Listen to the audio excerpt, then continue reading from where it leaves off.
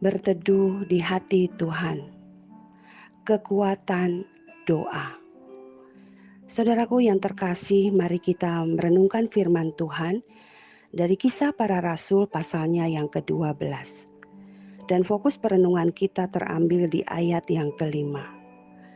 Demikianlah Petrus ditahan di dalam penjara, tetapi jemaat dengan tekun mendoakannya kepada Allah. Saudaraku, apakah sikap kita ketika kita menghadapi masalah yang begitu berat, yang begitu menekan kita? Kita belajar hari ini dari sikap jemaat Tuhan ketika menghadapi kondisi yang tidak mudah, kondisi yang menegangkan, kondisi yang membuat mereka pasti merasakan sangat takut dan gentar.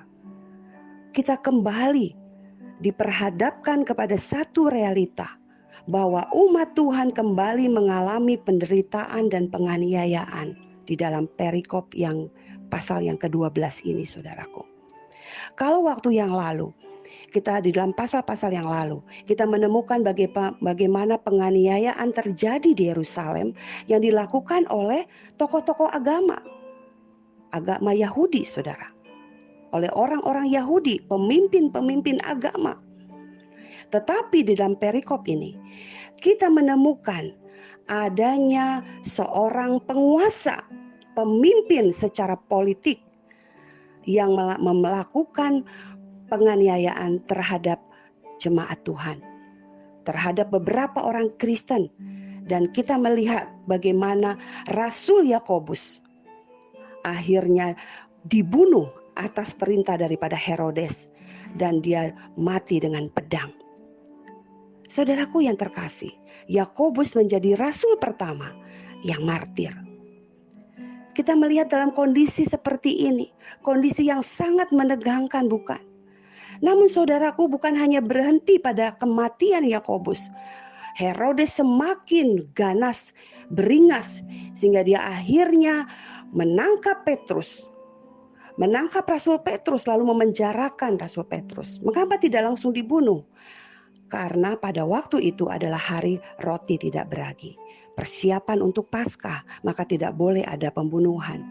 Dan pada waktu itu Herodes mempersiapkan pembunuhan setelah Paskah. Setelah itu, di mana banyak orang berkumpul, dan disitulah Herodes akan berusaha menyenangkan hati para pemimpin agama Yahudi, orang-orang Yahudi, sehingga akhirnya Herodes mendapatkan kekuatan dalam kuasa kepemimpinannya, sehingga kepemimpinannya semakin kokoh. Itu yang dicari oleh Herodes, saudaraku. Dan dia memperalat kondisi ini untuk dirinya sendiri. Saudaraku yang terkasih di dalam Tuhan, ketika Rasul Yakobus mati, bahkan Rasul Petrus juga masuk ke dalam penjara. Apa yang dilakukan oleh jemaat Tuhan? Saudaraku, ini adalah sikap yang harus kita teladani.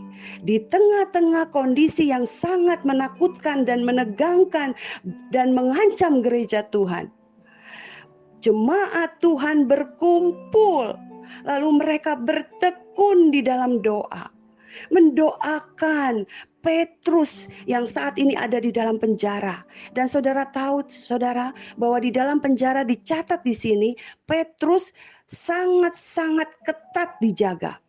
Bahkan dikatakan oleh 4 prajurit, ada beberapa orang, bahkan Petrus tertidur di dalam penjara di tengah-tengah prajurit-prajurit yang menjaganya. Dan juga ada belenggu yang membelenggu kakinya, sehingga dia tidak mungkin bisa lepas dari penjara. Dalam kondisi seperti ini, suatu hal yang sangat-sangat mustahil bagi Petrus untuk lepas dari penjara, bukan? Namun saudaraku, kita melihat jemaat Tuhan terus bertekun berdoa. Saudara, indah sekali. Bertekun berdoa sangat tidak bergantung kepada situasi. situasi yang sangat tidak mungkin, sangat mustahil, tetapi jemaat terus berdoa bagi rasul-rasul, berdoa bagi pemberitaan Injil, berdoa bagi iman setiap jemaat Tuhan untuk tetap kuat di dalam Tuhan.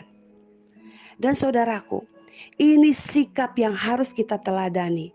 Bagaimana berdoa menjadi satu kekuatan yang sangat dahsyat di dalam kehidupan jemaat Tuhan, dan menjadi kekuatan bagi gereja Tuhan untuk tetap bertahan di tengah-tengah masa-masa yang sangat-sangat sulit.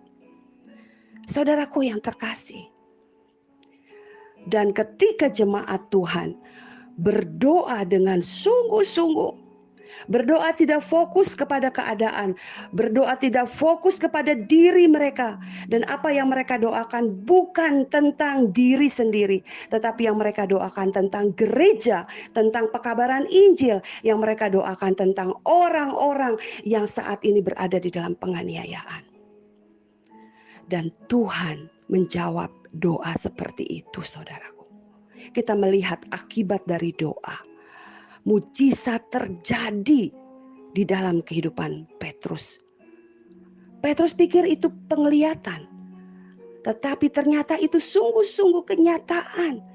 Bagaimana malaikat datang kepada Petrus dan meminta Petrus untuk bangun.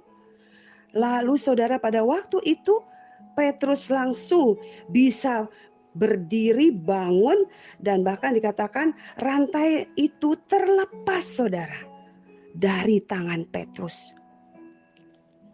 Kita melihat satu kondisi yang sangat luar biasa. Petrus dibebaskan, bahkan pintu terbuka dengan sendirinya.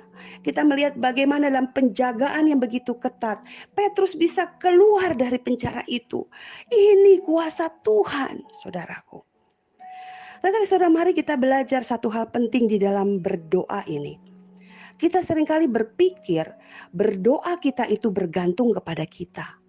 Karena kita berdoa dengan sungguh-sungguh, maka terjadi sesuatu yang hebat. Seolah-olah karena doa kita, maka kita bisa melakukan segala sesuatu dalam perubahan-perubahan itu. Kita lupa bahwa kita sedang berdoa kepada Allah yang berdaulat, Allah yang punya kehendak. Saya percaya mereka bukan hanya berdoa untuk Petrus, tetapi juga berdoa untuk Yakobus.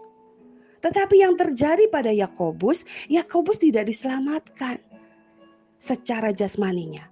Bahkan Yakobus akhirnya mati terbunuh, saudaraku. Tetapi Petrus yang didoakan terlepas dari penjara.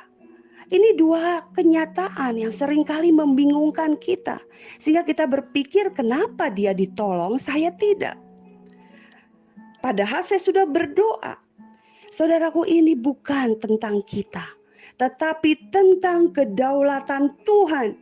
Justru seharusnya di dalam doa ini kita semakin gentar, semakin gemetar di dalam berdoa, karena kita tahu kita sedang berdoa kepada Allah yang berdaulat atas hidup kita. Allah yang berhak menentukan apapun kehendaknya. Dan di dalam doa kita bergantung penuh pada kehendak Tuhan, bukan pada kehendak kita. Kalau doa kita bergantung pada kehendak kita, maka yang kita inginkan bukan kematian seperti Yakobus. Yang kita inginkan selalu pembebasan seperti yang dialami Petrus, bukan? Tetapi dalam realita tidak seperti itu. Karena Tuhan kita bertindak tidak bergantung kita. Di dalam berdoa, kitalah yang sebenarnya sedang membutuhkan kekuatan dari Tuhan. Kita yang sedang membutuhkan iman yang tekun di dalam Tuhan. Kitalah yang membutuhkan Tuhan, bukan Tuhan butuh kita. Saudaraku yang terkasih, dan kita belajar dari hal ini, bagaimana Herodes yang penuh dengan kuasa itu, yang sudah melakukan banyak kejahatan kepada umat Tuhan, pada akhirnya Herodes mati. Sebelumnya Herodes harusnya sudah melihat mujizat Tuhan, karena tidak mungkin Petrus bisa bebas kalau bukan Tuhan yang melakukannya. Tetapi sayang, Herodes tidak bertobat. Dia bahkan membunuh para pengawal-pengawal prajurit yang sudah menjaga daripada Petrus. Mereka menganggap mereka tidak bisa menjaga. Saudaraku, kita lihat bagaimana Herodes haus kuasa, haus pujian, haus penghormatan.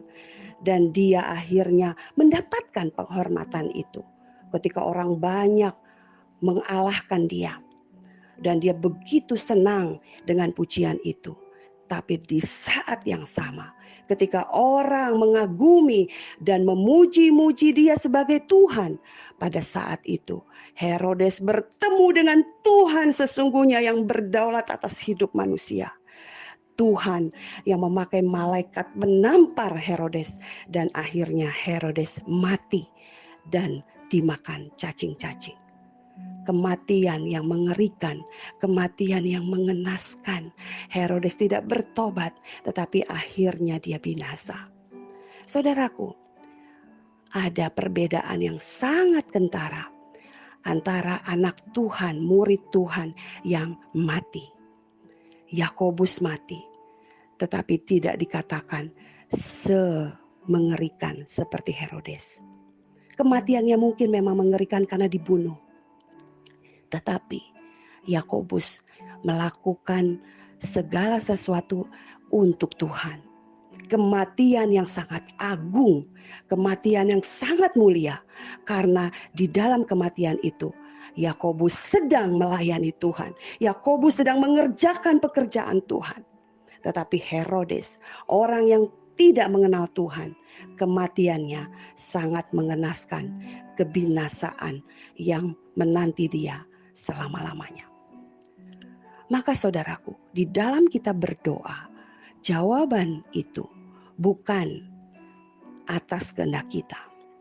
Sekalipun kadang kita mendapatkan tidak jawaban Tuhan atas doa kita, kita tetap harus taat kepada Tuhan, menerima jawaban Tuhan, karena kita percaya bahwa Tuhanlah yang berdaulat, bukan kita. Saudara, kita melihat bagaimana Tuhan menyertai Petrus, menjaga, melindungi, sekalipun Petrus dicari-cari sama Herodes waktu itu, tapi Herodes tidak menemukannya. Kenapa Tuhan menjaga Petrus? Karena Tuhan mau menjaga pekerjaan Tuhan di bumi ini. Bagaimana Tuhan menginginkan firman Tuhan, keselamatan terjadi di seluruh bumi. Anugerah luar biasa bagi umat manusia. Dan kita melihat saudaraku, ada hal yang menarik di akhir daripada pasal 12. Bagaimana firman Tuhan itu akhirnya semakin menyebar luas dan banyak orang-orang yang percaya kepada Tuhan. Saudaraku, bagaimana dengan sikap kita? Saat ini tidak lebih baik yang kita sedang alami. Ada banyak bencana alam terjadi.